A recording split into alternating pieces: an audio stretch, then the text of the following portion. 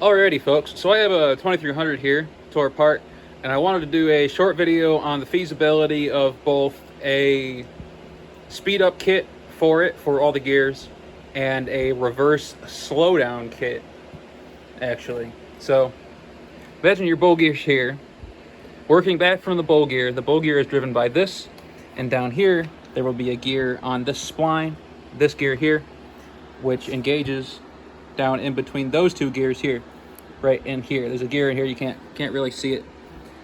So on the 820s, you have that gear that's actually the same as the 2300 gear, just a little bit narrower. And then to speed them up, you put a smaller gear here and a bigger gear there. Now, that almost works on this, besides the part where that gear down here is integral to this shaft. So to do this, you would have to make a bigger gear onto this shaft and then make a smaller gear, or buy a smaller gear to go on here from Rom's Peerless Reworks, part of an 820 speed up kit. It can be done. Now, if you're asking, well, why not make this shaft so it can fit the 820 spline? This is the spline. It's a 3/4 inch diameter, like 48 to something like that.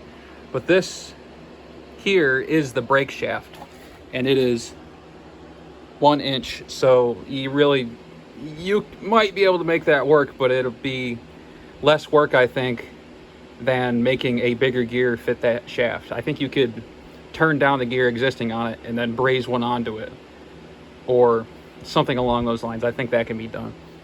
Now, this shaft, all these gears here stacked on it are just simply spinning on it, and this gear on the bottom is what drives this gear, which drives that gear. So you're thinking like, hey, we could just swap this one and the one that drives it over here to speed it up, and that would be great if this gear here weren't made onto that shaft also. So you run into the same situation as that, except now you don't even have a gear available to fit the spline like you do with this case. So that's my thoughts on that. It's doable, just takes some machine work. And now for my thoughts on the reverse situation. So okay, so I have re-recorded this segment like 5 times, and I'm trying to make this as clear as possible. So I'm gonna try and start with the end first.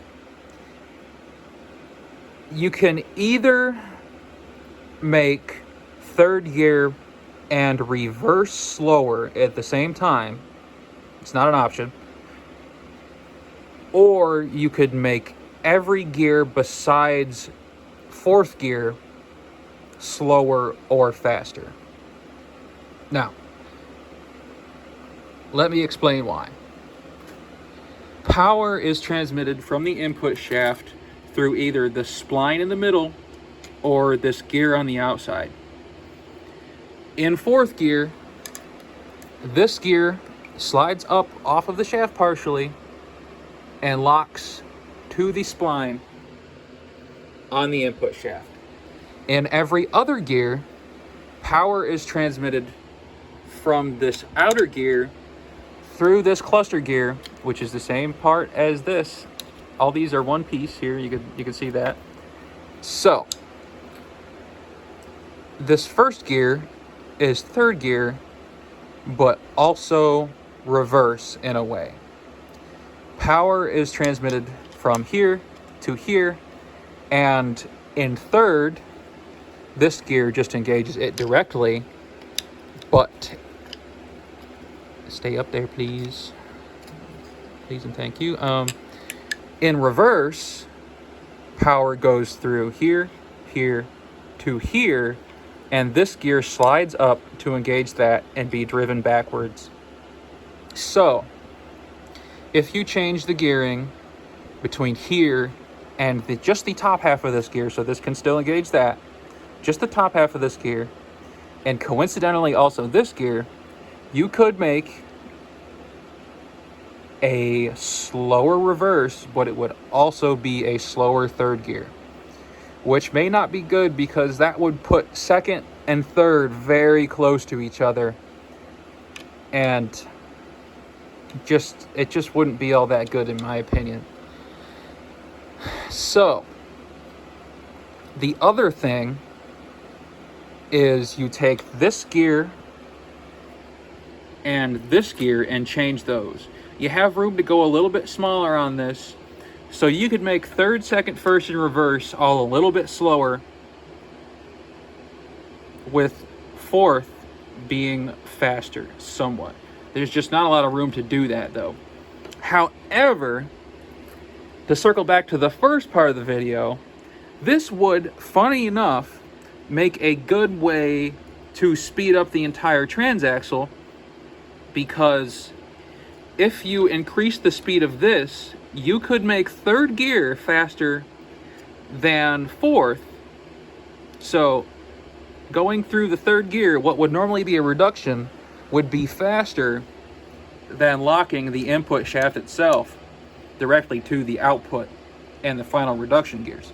So you would have the weirdest Peerless 2300 in the world, which would have a first, second, reverse, and then a third and fourth gear instead of a third and fourth gear. It would be interesting. Just an interesting thing to note. That doesn't help the reverse situation at all if you speed it up like that. And there's not really a lot of room to slow it down. I mean, you could, but there's not a lot of room to slow it down. So, I mean, yeah, that's just that. So you either change all of the gears besides fourth, or you change third and reverse. Neither are really good options for slowing down reverse. So, yeah. I just wanted to add a little bit about why the first gear is so slow in these. So this gear, and this gear are all coupled directly to each other. They're the one piece. And if power is driven through down to here and to here, and if this gear engages directly with this, that is second. But this bottom gear here, as you can't really see because this thing is stupid. There, you can see now. I'm spinning at different rates. This gear here is the same size as that, but it goes back through this reduction here. So when this gear goes all the way down and engages that, that's your first. So just a little tidbit there, I guess. Interesting stuff for sure. But yeah, I mean, that's about all there is to it, really. Really interesting. These Peerless guys were really clever when they made this, or at least whoever they stole it from was. Yeah.